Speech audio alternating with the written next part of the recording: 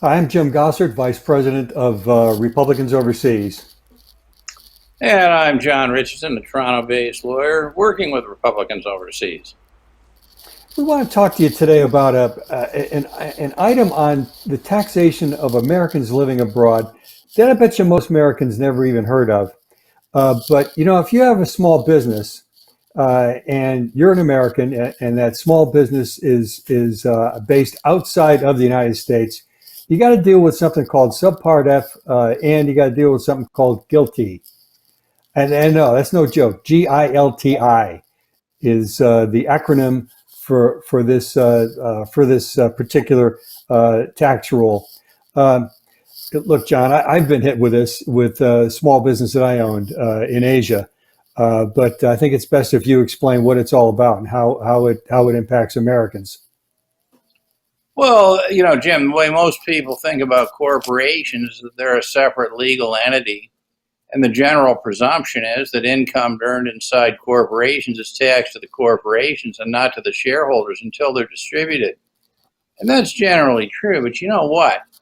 When it comes to U.S. citizens and what are called controlled foreign corporations, let's keeping it simple, just a corporation incorporated outside the United States, they have special rules where they take the position that, the income earned by the corporation is not going to be taxed by the corporation. Well, maybe in that country, but not by the United States. What the United States does is looks inside the corporation and says, you know what?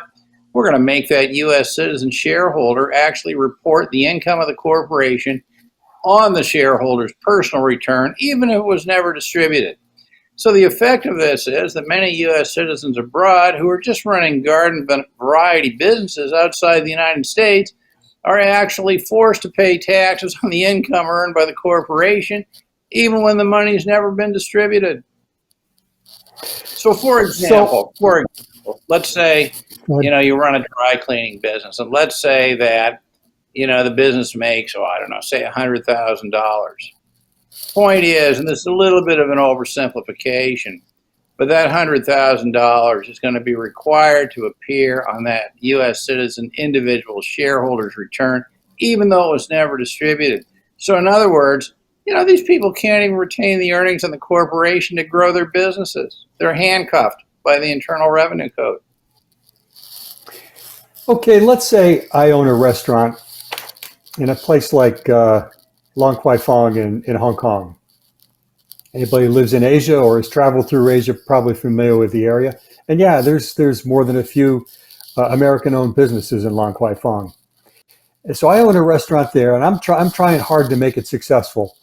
How do I succeed there, John? When the guy next door to me, who might not be an American citizen, has a restaurant, he's not paying his tax.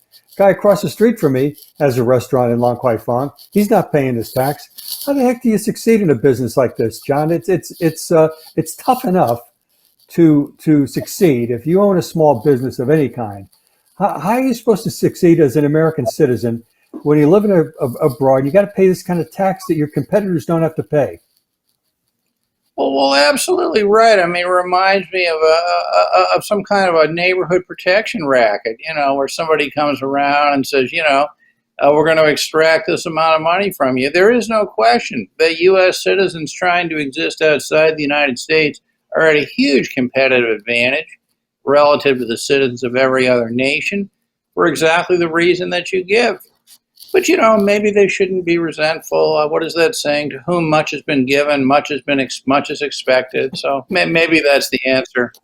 But there's no question, Jim, that this citizenship taxation creates a huge, huge problem for U.S. citizens living outside the United States. That's one of many, and this can be solved only by severing citizenship from tax residency, right? Well, John, a lot of people suggest that the only necessary remedy for this is what's called same country exemption. I know that you know this the proposed solution very well. That the thought is that you have this same country exemption, and that's going to solve everything. Will that do anything to help out this situation?